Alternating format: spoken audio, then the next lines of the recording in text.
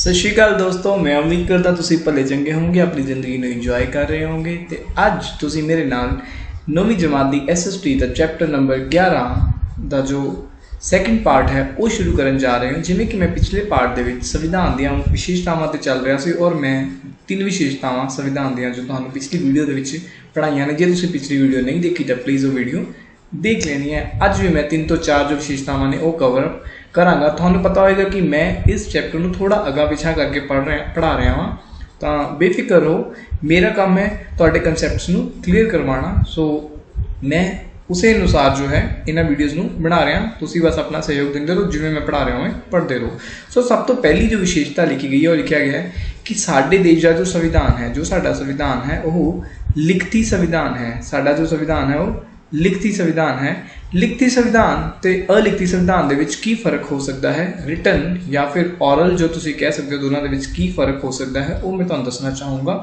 जे तुसीं गल करो जिहड़ा रिटन दा ट्रेंड है वो कित्थों शुरू होया, वो तुसीं शुरू कीता USA तो, ते जिहड़ा तुहाडा ऑरल या वर्बल जिहड़ा चल रहा है यानी कि अनरिटन चल रहा है, अनरिटन चल रहा है वो कन्वेंशन से आधारित है, वो चल रहा है तुहाडा UK तो। सो तुसीं जे एक चीज़ नोट कर रहे हो, मैं तुहानूं हौली हौली जिवें जिवें मैं तुहानूं कुछ कुछ इहदियां कंडीशनस या जो तुहानूं विशेषतावां ने वो पढ़ांदा जा रहा हां, तो नाल मैं तुहानूं देश भी क्लीयर करदा जा रहा, क्योंकि जे तुसीं देखिया होवे अपनी बुक दे पेज पलटे होण तां तुसीं इस चीज़ नूं भली भांति वाकिफ होवोगे कि जदों संविधान ਦੀਆਂ मुख विशेषतावां पढ़दे हां ਤਾਂ ਇਹਦੇ ਵਿੱਚ ਇੱਕ ਪੁਆਇੰਟ ਇਹ ਵੀ ਦਿੱਤਾ ਗਿਆ ਕਿ ਕਿਹੜੇ ਵਾਲੇ ਪੁਆਇੰਟ यानी कि जे रिटन कॉन्स्टिट्यूशन है तो वो तुसी किहड़े देश तो बोरो किया है। जे तुसी रिपब्लिक बना रहे हो तो वो तुसी फ्रांस तो कैरी ऑन कर रहे हो। जे संसदीय सिस्टम कैरी कर रहे हो तो किहड़े देश तो UK तो कैरी कर रहे हो। सो ये गल्लां जो है मैं नाल नाल तुहानूं पढ़ाते हुए जो है दसदा जा रहा। जदों मेरा पूरा ये चैप्टर क्लीयर हो जाएगा तो मैं उस विशेषता पर जाऊँगा और एक तुहानूं देश के नाल जो है वो रूबरू कराऊंगा। और ऑलरेडी मैं दस चुक्या होऊंगा, तुहानूं हर चीज़ पढ़ा चुक्या होऊंगा, तो सानूं रट्टा मारन की लोड़ नहीं पेगी, इजली तुहानूं याद हो जाएगा। सो USA दे विच जो है कॉन्स्टिट्यूशन वो रिटन है, ਉਹਦਾ भी की कारण है मैं दसांगा। उस चीज़ को असीं कॉपी किया, उस बैकग्राउंड में मनते हुए असीं भी जो है अपने संविधान में रिटन रखा है। और UK दे विच जो है वो ऑरल कॉन्स्टिट्यूशन चलता। हुण इन्हां दोनों का डिफरेंस समझ लैंदे आ कि रिटन ते अनरिटन दे विच फर्क कित्थे रह जांदा है। जिहड़ा रिटन कॉन्स्टिट्यूशन हुंदा उहनूं एक संविधान सभा द्वारा बनाया जाता है। संविधान सभा जो है वो गठित की जाती है, जिवें साडे देश दे विच भी साडे देश का संविधान बनाने लई एक संविधान सभा बनाई गई सी। 1946 दे विच बनाई गई सी। उन्हें 2 साल जो है 2 साल 11 महीने 18 दिन काम किया और उस तो बाद सानूं एक लंबा चौड़ा एक संविधान दिता। उस तो बाद संविधान सभा जो है वो भंग हो गई। वो संविधान सभा जो है उस तो बाद हो जाएगी भंग, ठीक है। उस तो बाद संविधान सभा भंग होने तो बाद संविधान सभा वालों देश के ਲਈ कानून बनाने की जो जिम्मेवारी है वो किस नूं दे दी जाएगी, एक संसद नूं दे दी जाएगी। इस संसद नूं जो है वो चुनिया जाएगा देश की जनता वालों time to time for the 5 years, ठीक है। सो देश की एस्पिरेशंस के मुताबिक जो है इसे संसद वालों कानून भी बनाए जाएंगे। तो जे संसद नूं लगता होएगा कि परिस्थितियां ऐसी बन चुकी ने कि सानू संविधान दे विच कुछ सोध करनी चाहिए, कॉन्स्टिट्यूशनल अमेंडमेंट करनी चाहिए, कोई बदलाव करना चाहिए है मौके के हालातों को देखते हुए समय के अनुसार जो है, ठीक है। सो उस केस दे विच संसद वालों ही जो है कॉन्स्टिट्यूशनल अमेंडमेंट भी की जा सकती है। बस उन्होंने ये ध्यान रखना होगा कि वो संविधान की मूल भावना को बिल्कुल भी बदल नहीं सकते, यानी कि संविधान का जो बेसिक स्ट्रक्चर है उसको नहीं बदल सकते। यानी कि जो सपना साडे फ्रीडम फाइटर्स ने लिया सी, जो साडे संविधान निर्माताओं ने जो सपना लिया सीगा, जिसके अनुसार उन्होंने देश का संविधान बनाया सीगा, सो उस अनुसार ही तुहानूं एक कॉन्स्टिट्यूशन अमेंडमेंट करनी पेगी। अपनी मर्जी नाल तुसीं देश का ढांचा नहीं बदल सकते। जिवें कि साडे देश में सपोज कर लो संसदी प्रणाली चल रही है तो तुसीं कहो कि नहीं जी असीं बदल के प्रेजिडेंशियल सिस्टम जो अमेरिका के विच चलता है वो लिया दीए, तो वो मुमकिन नहीं है, ठीक है। क्योंकि प्रेजिडेंशियल सिस्टम जो है तुसीं ये कह सकते हो कि फर्दर एक अगे बढ़ता होया तानाशाही वाल नूं चला जाएगा, ठीक है। मैं इतने ज़्यादा लंबी डिबेट बिल्कुल भी नहीं करना चाहूँगा। मेरा जो मुद्दा है वो ये है कि जो रिटन कॉन्स्टिट्यूशन है वो किहदे वालों बनाया जाता है, संविधान सभा वालों बनाया जाता है। संविधान सभा भंग हो जाती है और कानून बनाने की जो जिम्मेवारी है, कॉन्स्टिट्यूशनल अमेंडमेंट करने की जो जिम्मेवारी है वो संसद को दे दी जाती है। लेकिन जो तुसी अनरिटन कॉन्स्टिट्यूशन की गल करो, ये संविधान सभा का गठन नहीं होंदा है, कोई भी संविधान सभा नहीं बनती हैगी, ये संसद ही होंदी है। और संसद वालों जो है वो टाइम टू टाइम जो है अपने बनाए हुए कानूनों ही बदलाव कर दिता जाता है, उन्होंने चेंज लिया दिता जाता है। इस करके कहा जाता है कि UK जो संसद है वो इन्नी कुछ पावरफुल है कि वो इन्नियां पावर्स ने वो मर्द नूं औरत ते औरत नूं मर्द बनाने तो इलावा उस देश के हर बदलाव कर सकती है, हर तरह का कानून बना सकती है, कुछ भी कर सकती है। यानी कि संसद को इन्ना पावरफुल दिखाया जा रहा है, सिंबॉलिकली कहा जा रहा है कि मर्द नूं औरत ते औरत नूं मर्द बनाने तो इलावा कुछ भी कर सकती है। तो इमेजिन करो कि यूके ਦੇ ਵਿੱਚ जो संसद है यानी कि ਜਿਹੜੇ जनता ਦੇ चुने हुए नुमाइंदे ने, ਜਿਹੜੇ ਉੱਥੇ ਦੇ MPs ਨੇ, ਜਿਹੜੇ हाउस ऑफ लॉर्ड्स है, हाउस ऑफ कॉमन्स है, ਉਹ ਕਿੰਨੇ ਕੁ ਜ਼ਿਆਦਾ जो है स्ट्रोंग हो सकते हैं। उन्होंने जनता का, उत्थे की जनता का कितना ज़्यादा विश्वास होएगा कि वो संविधान भी लिखा नहीं होया। तो रिटन संविधान की एक होर खासियत जो रही है वो ये रही है कि ये जिन्ने भी प्रोविजन लिखे होंगे उन्होंने स्पष्टता जो है वो लगातार बनी रही है कि किसी भी तरीके का जो विवाद हो जाए, कोई भी विवाद या फसाद हो जाए, तो उस केस के जाके रिटन कॉन्स्टिट्यूशन को पढ़ो तो तुसी अपने विवाद का सुलझाव कर सकते हो। इंटरप्रिटेशन जो है उस विवाद की जो है की जा सकती है संविधान के लिखे हुए प्रावधान के अनुसार। सो अनरिटन कॉन्स्टिट्यूशन के की हो रहा है कि परंपरावां के उत्ते आधारित जो ये अनरिटन कॉन्स्टिट्यूशन है, ये जदों दिल संसद का करेगा यानी कि लोगों की फ्री विल के अनुसार, लोगों की एस्पिरेशन के अनुसार जदों दिल करेगा पूरा का पूरा संविधान, क्योंकि संविधान तक कितने लिखे ही नहीं गया है, पूरे का पूरा जो है सिस्टम बदलिया जा सकता है। यानी कि जे ये चाहन तो कदे भी संसदी सिस्टम तो जो है वो कि जा सकते हैं, और प्रेजिडेंशियल सिस्टम से जा सकते हैं। यानी कि इन्हों का संविधान जो इन्ना ओपन एंडेड बनाया जा रहा है, बिल्कुल भी रिजिड नहीं है, जबकि जो रिटन कॉन्स्टिट्यूशन होएगा वो रिजिड हो सकता है। जिमें कि तुहानूं पता होएगा कि अज तक USA के संविधान के सिर्फ और सिर्फ 7 अमेंडमेंट्स हुई हैं, सिर्फ और सिर्फ 7 कॉन्स्टिट्यूशनल अमेंडमेंट्स हुई हैं, यानी कि 7 बार उन्होंने संविधान के बदलाव किया गया, सुधार किया गया, रिफॉर्म किया गया है। सो इस करके जो है रिटन कॉन्स्टिट्यूशन जो है वो स्पष्टता प्रदान करता है। हुण मैं वापस अपनी जो तुहाडी बुक के उत्ते लिखा है लाइन बाय लाइन चलने की कोशिश करदा, तो जे कुछ रहिंदा होया तो मैं नाल दी नाल क्लीयर कर दांगा। सो पहली लाइन जो है वो ये कह रही है कि साडा संविधान जो है लिखती संविधान है। मैं लिखती संविधान के 2-3 जो है फीचर्स दसे ने, जिवें कि पहला है कि लिखा गया कि इसमें संविधान सभा ने बनाया। मैं तुहानूं ऑलरेडी दस चुकिया हाँ कि जदों लिखती संविधान होंदा उदों संविधान सभा एक अलग बॉडी है, संसद एक अलग बॉडी है। लेकिन जो अनरिटन कॉन्स्टिट्यूशन हो, जिवें यूके के अनरिटन कॉन्स्टिट्यूशन है, तो उत्थे संविधान सभा भी वही है जिहदे वल्लों संविधान देश का बनाया जा रहा है, और संसद भी वही है, मतलब दोनों एक दूजे के इक्वल जा रहे हैं। लेकिन भारत में जो है संविधान सभा वक्री सी जो बनाई गई सी, जिन्हें 2 साल 11 महीने 18 दिन काम किया। लेकिन उस तो बाद जो है एक संसद जो है वो एक अलग बॉडी वजों काम कर रही है। 70 साल हो गए उसनूं काम करते हुए साडे देश में। यह संविधान जो है कदों बनाया गया सीगा, कहंदा जी ये संविधान ना 26 नवंबर 1949 ਨੂੰ संविधान सभा द्वारा प्रवान कर लिया गया, मंजूर कर लिया गया, एडॉप्ट कर लिया गया। संविधान सभा कित्थों गठित हुई थी? संविधान सभा गठित हुई थी साडे देश के लोगों वालों ही, यानी कि कहने का भाव कि लोगों के चुने हुए नुमाइंदियां तो ही जिहड़ा है वो संविधान सभा का गठन किया गया सी। ये मैं जरूर पढ़ाना है जो मैं तुहानूं बेसिक पार्ट्स, जो तुहाडे इस चैप्टर के बेसिक पार्ट संविधान वाले चैप्टर के बेसिक पार्ट समझाने ने उदों मैं क्लीयर करना है। लेकिन हले फिलहाल इन्ना सुन लो, समझ लो कि यह संविधान जोड़ा है 26 नवंबर 1949 संविधान सभा द्वारा प्रवान कर लिया गया सी, एडॉप्ट कर लिया गया सीगा। लेकिन इसनूं लागू कदों किया गया? इसनूं लागू किया गया 26 जनवरी 1950 में। इस चीज़ को समझने तुसीं एक पॉइंट ये समझो कि देश की संसद वालों अज देश की संसद वालों कोई कानून बनाया गया, और अज डेट हैगी है मैं मान लेना 12 जून, ठीक है, 12 जून 2022 में, ठीक है। तुसीं देश की संसद तक जाने, विधान सभा तक चलते हैं, चलो ठीक है। रीसेंट के तुहाडी जिहड़ी पंजाब की विधान सभा है उहदे वल्लों एक पॉलिसी बनाई गई, लिक्वर पॉलिसी उन्होंने कहा जा रहा है, शराब की नीति कहा जा रहा है, एक्साइज पॉलिसी कहा जा रहा है। एक्साइज पॉलिसी जो बनाई है उन्होंने मैं मान लेना वा कि 12 तारीख को बनाई, ठीक है, हाले 1-2 दिन पहले ही बनाई है, तो 12 जून को बनाई। लेकिन उन्होंने नाले प्रोविजन करता कि यह पॉलिसी लागू होगी 1/7/2022 तो, ठीक है। यानी कि बन कदों रही है, अधिनियम कदों हो रही है, यानी कि कहने का भाव कानून बन रहा है 12/6/2022 में, लेकिन वो लागू इंप्लीमेंट कदों होएगा 1/7/2022 तो। इसी तरीके जे तुहानूं याद होवे रीसेंट मान सरकार ने यह भी कहा सी, भगवंत मान सरकार ने यह कहा सीगा कि बिजली जो है असीं सस्ती देवांगे, तो बिजली की जिहड़ी नवीं नीति लैके आ रहे हैं, ठीक है, वो 1 जुलाई तो लागू होएगी। जबकि उन्होंने इंप्लीमेंट जिहड़ा है उन्होंने इंप्लीमेंट कदों किया जा रहा है? उन्होंने 1 जुलाई को इंप्लीमेंट किया जा रहा है। जबकि जिहड़ा उन्होंने बनाया गया सी, उहदा निर्माण किया गया सी उस नीति का, वो शायद माइट भी अप्रैल दे विच ही अनाउंसमेंट कर दी गई सी उन्होंने वालों कि असीं बिजली सस्ती देण जा रहे हैं, लेकिन कद तो देवांगे 1 जुलाई तो। सेम लाइक दैट इत्थे भी हो रहा है कि संविधान सभा वालों जिहड़ा कानून है वो 26 नवंबर 1949 वो तैयार करके बैठ गए सी, प्रवान कर लिया गया सीगा। हुण तुहाडे मन 'ਚ सवाल आना चाहिए कि यार जे तैयार कर लिया सीगा तो 2-3 महीने जिहड़ा है तुसीं होर वेट क्यों किया? 2 महीने पै रहे हैं ना, 26 नवंबर तो लैके 26 जनवरी, यानी कि दिसंबर आ गया, जनवरी आ गया, 2 मंथ्स का गैप तुसीं जिहड़ा सीगा वो क्यों पाया?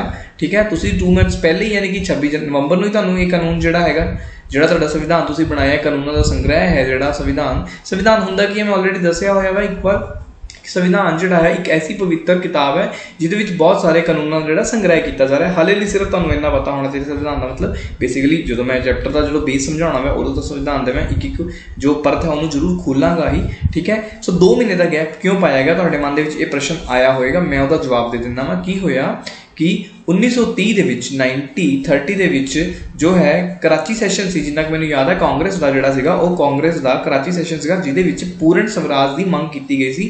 मतलब उन्होंने कहा सीगा जिहड़े साडे कांग्रेस के लीडर सीगे इस जो पूर्ण स्वराज के रेजोल्यूशन नूं पूर्ण स्वराज जो रेजोल्यूशन नूं पास कराया गया सीगा JL नेहरू जी वालों, यानी कि जवाहर लाल नेहरू जी वालों, जिन्होंने वालों कहा गया सीगा कि अंग्रेज साडा देश नूं छड्ड के चले जाण, असीं अपने देश दा शासन अपने आप चला लांगे ते असीं अज तो अपने आप नूं जो है वो आज़ाद मनदे हां। और अज तो 26 जनवरी वाले दिन उन्होंने रावी दरिया के कंढे के उत्ते 26 जनवरी वाले दिन 26 जनवरी 1930 नूं उन्होंने रावी दरिया के कंढे के उत्ते जो है भारतीय झंडे नूं झुलाया सीगा, तिरंगे नूं झुलाया सी ते कहा सी अज तो असीं अपने आप नूं आज़ाद मनदे हां ते अज तो ही इस दिन नूं आज़ादी दिहाड़े वजों मनाया जाएगा। लेकिन हुण तुसीं तुहानूं एक जिहड़ी संशय मन च पैदा हो जाना चाहिए वो ये है कि यार साडा देश तां 15 अगस्त नूं आज़ाद होया ते असीं तां जिहड़ा इंडिया का इंडिपेंडेंस डे है वो कदों मनाउने आ 15 अगस्त नूं मनाउने आ, 15 अगस्त 1947 नूं असीं मनदे हां कि साडा देश आज़ाद होया सीगा। लेकिन तुसीं ये कही जांदे हो कि साडे देश का जिहड़ा आज़ादी दिवस है 26 जनवरी 1930 जिहड़ा है वो है नहीं एक्चुअली की है कि ये सिंबॉलिक है। हाले साडा देश आज़ाद नहीं होया, गोरियां ने एक्चुअली उन्होंने आज़ाद कदों किया 15 अगस्त 1947 नूं, लेकिन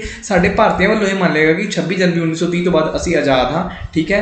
असीं अपने निर्णय आप लवांगे, अपनी विधान पालिकावां आप बनावांगे, असीं अपने देश का शासन आप चलावांगे, सानूं गोरे अंग्रेज़ां की बिल्कुल भी जरूरत नहीं है, ठीक है। सो इत्थे JL नेहरू वालों यानी कि जवाहर लाल नेहरू वालों 1930 ਦੇ ਵਿੱਚ ਜਿਹੜਾ कांग्रेस के सैशन ਦੇ ਵਿੱਚ कराची सैशन ਦੇ ਵਿੱਚ पूर्ण स्वराज ਜਿਹੜਾ है वो ਉਹਦਾ ਰੈਜ਼ੋਲੂਸ਼ਨ ਪਾਸ ਕਰਵਾਇਆ ਗਿਆ ਤੇ 26 ਜਨਵਰੀ 1930 ਨੂੰ ਜਿਹੜਾ ਹੈ ਉਸ ਦਿਨ ਨੂੰ ਆਜ਼ਾਦੀ ਦਿਹਾੜਾ ਮੰਨਿਆ ਗਿਆ। ਤਾਂ ਉਸ ਤੋਂ ਬਾਅਦ ਇਹਨਾਂ ਨੇ JL ਨਹਿਰੂ ਜੀ ਵੱਲੋਂ ਜਾਂ ਹੋਰ ਜਿਹੜੇ ਫਰੀडम ਫਾਈਟਰ ਸੀਗੇ ਜਿਹੜੇ ਵੀ ਕਾਂਗਰਸ ਦੇ ਪੂਰੀ ਸਮੁੱਚੀ ਲੀਡਰਸ਼ਿਪ ਸੀਗੀ ਉਹਨਾਂ ਵੱਲੋਂ 26 ਜਨਵਰੀ ਨੂੰ ਹੀ ਆਪਣਾ ਆਜ਼ਾਦੀ ਦਿਹਾੜਾ ਮੰਨਿਆ ਜਾਂਦਾ ਸੀਗਾ।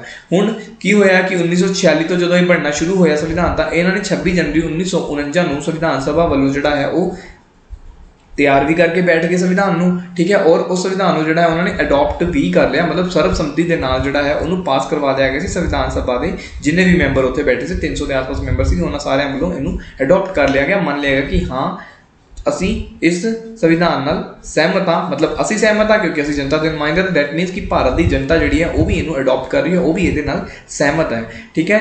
लेकिन इन्होंने कहा कि 26 जनवरी को अज तक आज़ादी दिहाड़े वजों मनाते आ रहे हैं, ठीक है। तो असी नहीं चाहते कि यदा इतिहास कदे भी खत्म हो, साडे जिहड़ियां आउण वाली पुश्तां ने उन्होंने 26 जनवरी का दिन याद रहे। 26 जनवरी के दिन के नाल ये गल भी याद रहे कि JL नेहरू वालों जिहड़ा है पूर्ण स्वराज रेजोल्यूशन जो है वो पास किया गया सीगा। तां इस तिथि का इस डेट का जो है वो इतिहास बरकरार रहे, इस करके जो है साडे वालों अपने संविधान नूं 26 जनवरी 1950 नूं लागू किया गया। मतलब ਜਿਹੜੇ ਕਾਨੂੰਨ बना के तैयार कर ले 26 नवंबर 1949 ਨੂੰ ਉਹ लागू कद तो होणगे, सारे कानून 26 जनवरी तो लागू होणगे, 2 महीने बाद तो जिहड़ा है वो लागू होने शुरू हो गए, ठीक है जी। हुण अगली गल वो ये कह रहा है कि भारत दे विच सानूं लिखती संविधान की लोड़ क्यों पई। पहला तो यह गल जान लो कि भारत का संविधान इन्ना वड्डा है, भारत का संविधान जोड़ा है वो दुनिया भर के सब तो लंबा इन्हू संविधान मन्निया जा रहा है, लंबा तो विस्तृत संविधान मान रहे हैं, ठीक है।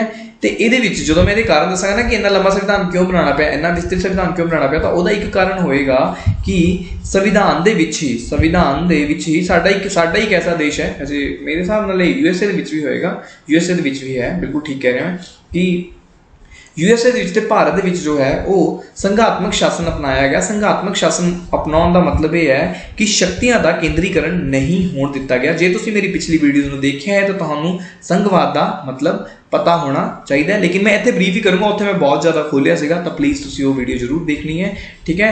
तो शक्तियां का केंद्रीकरण एक ही जगह पर नहीं होने दिता जाएगा। कहने का भाव ये कि केंद्र सरकार की यानी कि जिहड़ी सेंट्रल गवर्नमेंट है उसनूं ही सारी शक्तियां नहीं दित्तियां जाणगियां।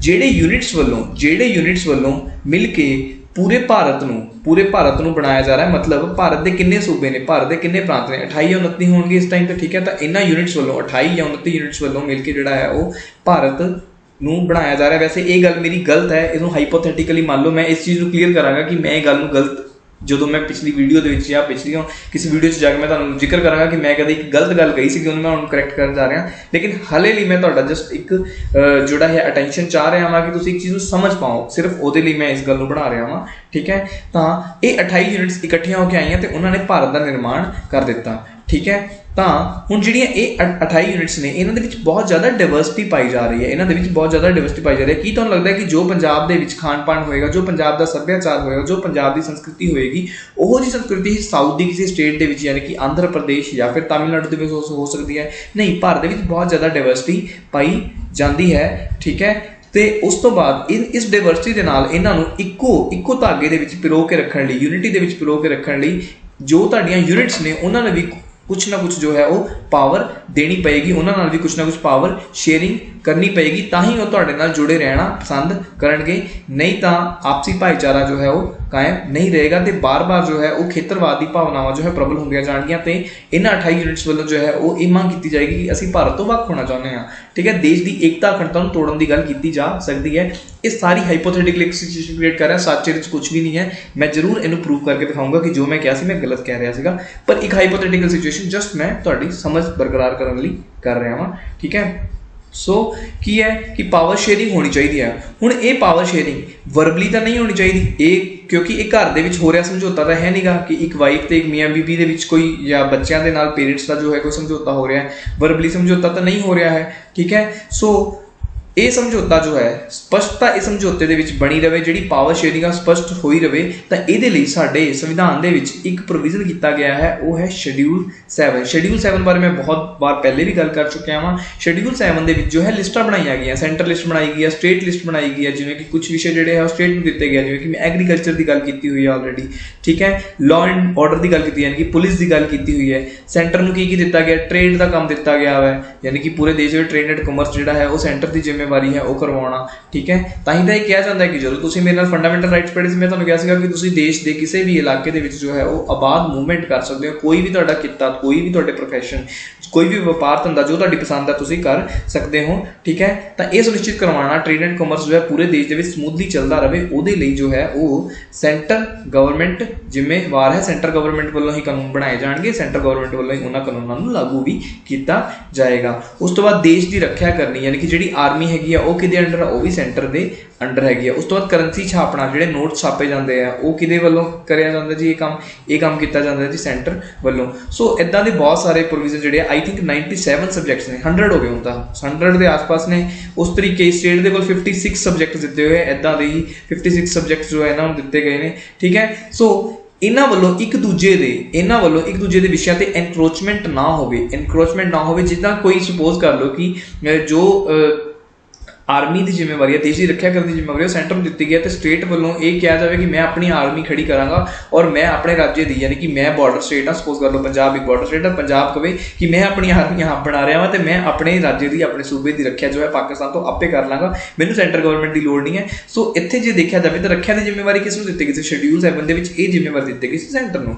ਠੀਕ ਹੈ, ਸਟੇਟ ਦੇ ਕੋਲ ਐਸੀ ਕੋਈ ਵੀ ਪਾਵਰ ਨਹੀਂ ਹੈ। ਠੀਕ ਹੈ, ਤੇ ਸਟੇਟ ਜੇ ਉਹ ਐਨਕਰੋਚਮੈਂਟ ਕਰ ਰਹੀ ਹੈ ਸੈਂਟਰ ਦੀ ਲਿਸਟ ਦੇ ਵਿੱਚ, ਸੋ ਉਸ ਕੇਸ ਦੇ ਵਿੱਚ ਜੋ ਹੈ ਝਗੜਾ ਹੋਣਾ ਵਾਜਬ ਹੈ, ਝਗੜਾ ਹੋਏਗਾ, ਮਤਲਬ ਝਗੜਾ ਜ਼ਰੂਰ ਖੜਾ ਹੋਏਗਾ ਹੀ। ਠੀਕ ਹੈ, ਤਾਂ ਇਹੋ ਜਿਹਾ ਕੋਈ ਵੀ ਝਗੜਾ ਨਾ ਹੋਵੇ, ਪਾਵਰ ਜਿਹੜੀ ਹੈ ਪਾਵਰ ਸ਼ੇਅਰਿੰਗ ਪ੍ਰੋਪਰ ਹੁੰਦੀ ਰਹੇ, ਇਸ ਕਰਕੇ ਜੋ ਹੈ ਲਿਖਤੀ ਸੰਵਿਧਾਨ ਦਾ ਹੋਣਾ ਜ਼ਰੂਰੀ ਹੈ। ਹੁਣ ਤੁਸੀਂ ਆਪਣੇ ਲਾਈਨ ਬਾਈ ਲਾਈਨ ਵੀ ਪੜ੍ਹੋਗੇ ਤਾਂ ਤੁਹਾਨੂੰ ਸਮਝ ਆਏਗਾ। ਕਹਿੰਦਾ ਭਾਰਤ ਦੇ ਵਿੱਚ ਸੰਘਾਤਮਕ ਸਰਕਾਰ ਹੈ। ਤੁਸੀਂ ਸਮਝ ਰਹੇ ਹੋ ਕਿ ਇੱਥੇ टू टायर ਦੇ ਵਿੱਚ डिस्ट्रीब्यूशन ऑफ पावर हो रखा है, पावर शेयरिंग हो रखी है।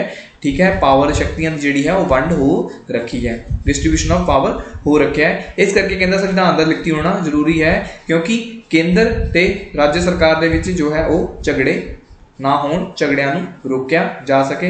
कहता हुण दूजे पासे इंग्लैंड की गल भी कर लेने। इंग्लैंड का संविधान अणलिखती संविधान है, मैं तुहानूं ऑलरेडी दस चुकिया। ठीक है ना, कि ये कन्वेंशनस से आधारित है, परंपरावां ते मान्यतावां ते आधारित है।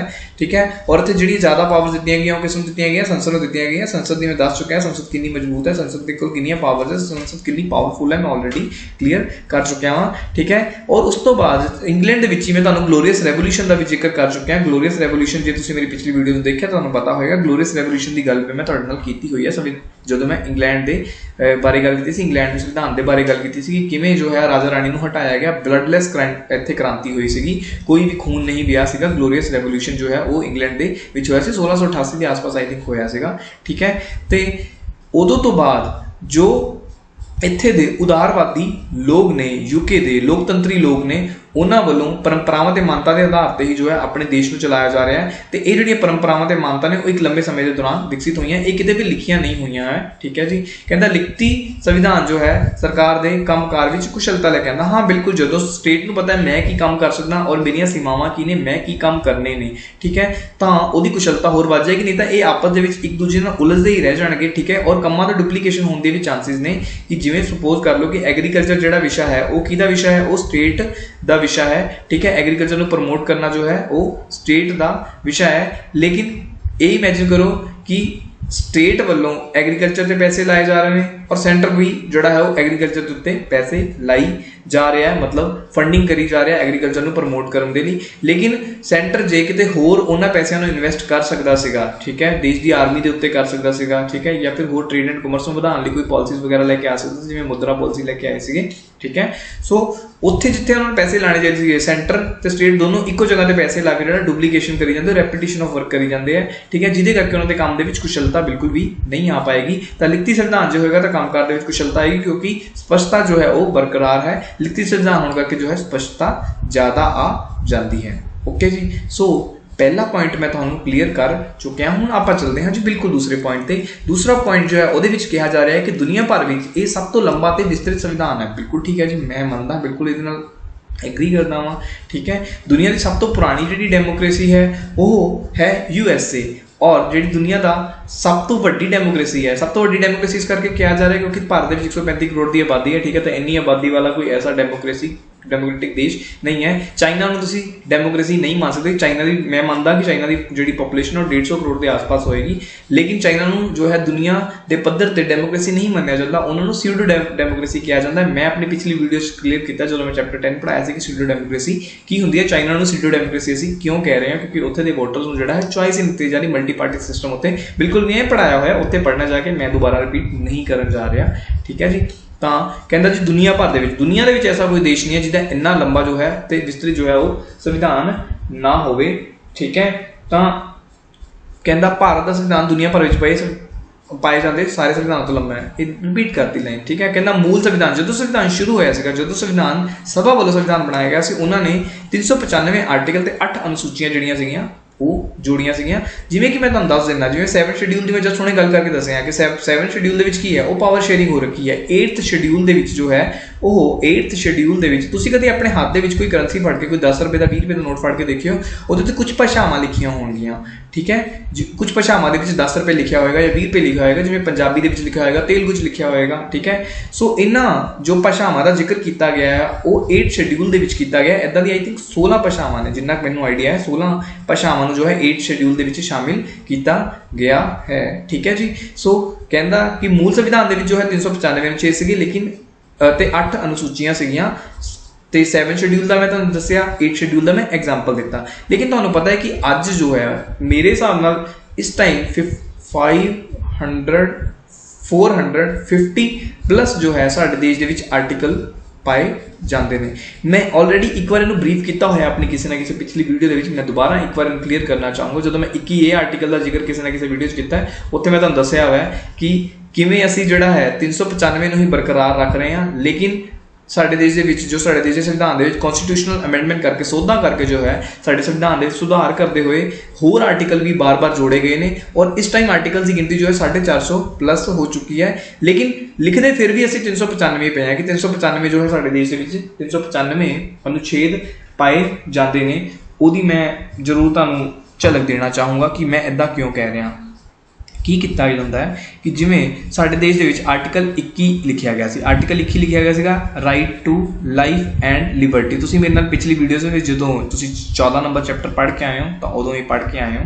ठीक है। मैं आर्टिकल 21 तुहानूं बहुत दिल खोल के पढ़ाया है, right to life and liberty. ठीक है। और की होया कि 2009 ਦੇ ਵਿੱਚ ਸਾਡੇ ਦੇਸ਼ ਦੇ ਵਿੱਚ RTE एक्ट ਜਿਹੜਾ है वो पास होया सी, right to education act pass होया सी। ये किया गया सीगा 6 ईयर्स ਤੋਂ ਲੈ ਕੇ 14 ईयर्स तक के बच्चों को जो है कंपलसरी ते फ्री एजुकेशन जो है देना वो सरकार का फर्ज है। ठीक है। तो 86th कॉन्स्टिट्यूशनल अमेंडमेंट राही इस हक नूं राइट टू एजुकेशन वाले जिहड़े हक नूं एक फंडामेंटल राइट बना के साडे संविधान दे विच जोड़िया गया और लिखिया गया। असीं इहनूं कहने आर्टिकल 21A आर्टिकल 21A करके साडे संविधान दे विच जोड़िया गया। हुण की होना चाहिए सीगा, मैं मान लेना कि ना साडे संविधान दे विच 395 मूल संविधान दे विच 395 जिहड़े सीगे वो अनुच्छेद सीगे, ठीक है। तो तुसीं ना एक नवा अनुच्छेद मैं सपोज कर रहा हाँ कि नवा अनुच्छेद जोड़ना चाहते हो जिन्होंने तुसीं की कह रहे हो, जिन्होंने तुसीं कह रहे हो राइट टू एजुकेशन नूं असीं फंडामेंटल राइट बनाना है, ठीक है। तो तुहानूं लिखना चाहिए सीगा 396 नंबर आर्टिकल, ठीक है। तुसीं 396 ना लिख के, तुसीं 96 ना लिख के इस लड़ी नूं बरकरार कर दो 396 397 398 लिखने की जगह इनू जो है बिखेर बिखेर के अलग अलग जगह जो है वो लिखना शुरू करता। जिवें कि आर्टिकल 21A लिखता जुड़े जुड़े आर्टिकल के हिसाब नाल जिहड़ा है, यानी कि जे कोई आर्टिकल किसी होर आर्टिकल दे नाल मैच हो रहा है, मिलान हो रहा है, क्योंकि जे तुहानूं पता होवे कि जे कोई बच्चा एजुकेशन लएगा, ठीक है, तो ही वो अपनी राइट जी लाइफ है उन्होंने लिबर्टी के नाल जी पाएगा, पर्सनल लिबर्टी को इंजॉय कर पाएगा, ठीक है। तो इस करके इस एजुकेशन वाले जो प्रोविजन कि जोड़ा गया, एजुकेशन वाले आर्टिकल कि जोड़ा गया, उन्होंने आर्टिकल 21 नाल जोड़ा गया जिहदे राइट टू लाइफ जी है और डिग्नीफाइड लाइफ जी है और लिबर्टी है वो बारे जिक्र किया गया है। सो आर्टिकल 396 इदा नहीं जोड़ा गया, 397 398 इदा नहीं जोड़ा गया। जिवें हुण 47A दे विच भी एक अमेंडमेंट हुई है, ठीक है। उसी तरीके 51A हैगा वा साडे संविधान दे विच। सो इदां दे बहुत सारे तुहानूं आर्टिकल जिहड़े आ वो रेगुलर मिलते जाणगे जिथे जिहड़ी चीज़ जिहदे नाल संबंधित हो रही है, जुड़ रही है, मेल जोल खा रही है, असीं उहदे हिसाब नाल उहनूं जोड़ दिता गया। लेकिन इन्हां आर्टिकल्स की गिणती मैं मनदा 450 प्लस हो गई है, लेकिन हले भी असीं ये लिखते हैं कि साडे संविधान दे विच जो है वो मूल तौर पर 395 जिहड़े अनुच्छेद पाए जा रहे 8 अनुसूचियां और इन्हां अनुसूचियां की गिणती भी अज वध के 12 तक पहुंच चुकी है। मैं हुण जस्ट तुहानूं क्लीयर भी करना है, दसनियां भी है कि किहड़ी-किहड़ी जिहड़ियां अनुसूचियां ने होर जोड़ियां गईयां ने टाइम टू टाइम साडे संविधान दे विच जो है ऐड अप कीतियां गईयां ने, ठीक है जी। कहता हुण संविधान कितनी अनुसूचियां ने 12 अनुसूचियां ने, ओके। कहता बहुत सारे नवे अनुच्छेद पहले अनुच्छेदों के अधीन ही जोड़े गए हैं, ये मैं ऑलरेडी समझा चुकिया हाँ जिवें कि ਇਹਦਾ मैं जो एग्जाम्पल दिता है। कहता संविधान में सोधा होने करके संविधान का विस्तार भी होया है। सब तो पहले लंबा तो संविधान तो बना लिया सीगा, ठीक है। हुण उन्होंने होर ज़्यादा विस्तृत करी जा रहे हैं क्योंकि एक्सटेंड करी जा रहे हैं, क्योंकि जिवें मैं तुहानूं दस्सिया 395 तो 450 ते पहुंच चुके हैं। जो मैं USA की जस्ट उन्हें गल करके हटिया सी कि USA दे विच जिहड़ा है संविधान तुसीं वो सिर्फ 7 बार बदलिया, लेकिन भारत दे विच तुसीं कितनी बार बदल चुके हैं, इमेजिन करो कितनी कॉन्स्टिट्यूशनल अमेंडमेंट हो चुकी हैं। हुण तुहाडे माइंड दे विच आएगा कि यार इन्ना फ्लैक्सीबल संविधान है, नहीं मैं जो अगले पॉइंट्स यानी कि जो ये विशेषताओं को अगे कैरी ऑन करना है तो मैं उत्थे जाके तुहानूं क्लीयर करांगा कि साडा संविधान किते बहुत ज़्यादा रिजिड है। जिवें कि हुण तुसीं किसी कॉन्स्टिट्यूशनल पोस्ट पर बैठे हुए बंदे नूं हटाना, जिवें कि मैं तुहानूं जे तुसीं मेरी पिछली वीडियोज़ देखी है, मैं राष्ट्रपति की गल करां या फिर मैं जजां दी सुप्रीम कोर्ट के जजां की गल करां, ठीक है। जो मैं उन्होंने सुतंत्रता की गल की, सुप्रीम कोर्ट के जजां की सुतंत्रता की गल की चैप्टर 14 के की सी। उसी तरीके राष्ट्रपति के बारे में गल चैप्टर 12 या चैप्टर 13 की, चैप्टर 12 की सी। उसी तरीके चैप्टर 13 के मैं गल की सी चीफ इलैक्शन कमिश्नर बारे। ये सारी कॉन्स्टिट्यूशनल पोस्ट्स ने, ठीक है। तो मैं उत्थे दिखाया सीगा कि इन्हां दे चोण संबंधी या इन्हां नूं हटाउण संबंधी जो कोई प्रोविजन तुसीं संविधान दे विच बदलना चाहुंदे हो, ठीक है, तो वो इन्ना ईजी नहीं है, उस नूं तुसीं बदल इन्नी जल्दी नहीं सकते। तो उस उन्हां हालातां जाके साडा संविधान जिहड़ा है वो बहुत ज़्यादा रिजिड हो जाता है। लेकिन मैं तुहानूं जरूर दसांगा कि किते किते साडा संविधान जिहड़ा है वो नरम भी पिया हुआ है। नरम है तां यार तुसीं देखो ना 395 तो 450 ते पहुंच चुके हो, ठीक है। अनुसूचियां की गिणती जिहड़ी शुरुआत दे विच 8 अनुसूचियां सी वो इस टाइम 12 हो चुकियां ने, ठीक है। सो मैं वापस चलना, कहता संविधान दे विच 42nd कॉन्स्टिट्यूशनल अमेंडमेंट। अच्छा एक चीज़ होर एक हमेशा जिंदगी च याद रखना है कि 42nd कॉन्स्टिट्यूशन जो है 42nd कॉन्स्टिट्यूशनल अमेंडमेंट नूं मिनी कॉन्स्टिट्यूशन भी कहा जाता है साडे संविधान दे विच। मिनी कॉन्स्टिट्यूशन इसलिए कहते हैं कि जो गल्लां संविधान च लिखियां गईयां उन्होंने बहुत मतलब उहदे च बहुत सारे चेंजिस किए गए, बहुत सारी बार रीफ्रेम करते हुए जो है एक होर मिनी कॉन्स्टिट्यूशन साडे संविधान दे विच एक एनेक्शन वजों जिहड़ा सी वो जोड़िया गया सीगा। बहुत सारियां सोधां होईयां इस 42nd कॉन्स्टिट्यूशनल अमेंडमेंट राही, बहुत सारे चेंजिस किए गए साडे संविधान दे विच, जिहदे करके इहनूं मिनी कॉन्स्टिट्यूशन यानी कि छोटा संविधान भी कहा जाता है। जे कदे कोई पुछ लवे कि मिनी कॉन्स्टिट्यूशन किहनूं कहंदे तो 42nd कॉन्स्टिट्यूशनल अमेंडमेंट नूं कहंदे हैं। मैं जिथे जिथे मौका आऊगा मैं जरूर दसूंगा कि ये 42nd कॉन्स्टिट्यूशनल अमेंडमेंट राही चेंज किया गया साडे संविधान च या ये बदलाव लेके आंदा गया। सो मैं बार बार तुहानूं विच टोकदा जरूर रहूँगा जिसमें तुहानूं क्लीयर हो जाऊगा कि मिनी कॉन्स्टिट्यूशन किवें। हाले टाइम शॉर्ट है तो मैं ज़्यादा और क्लीयर नहीं कर सकता।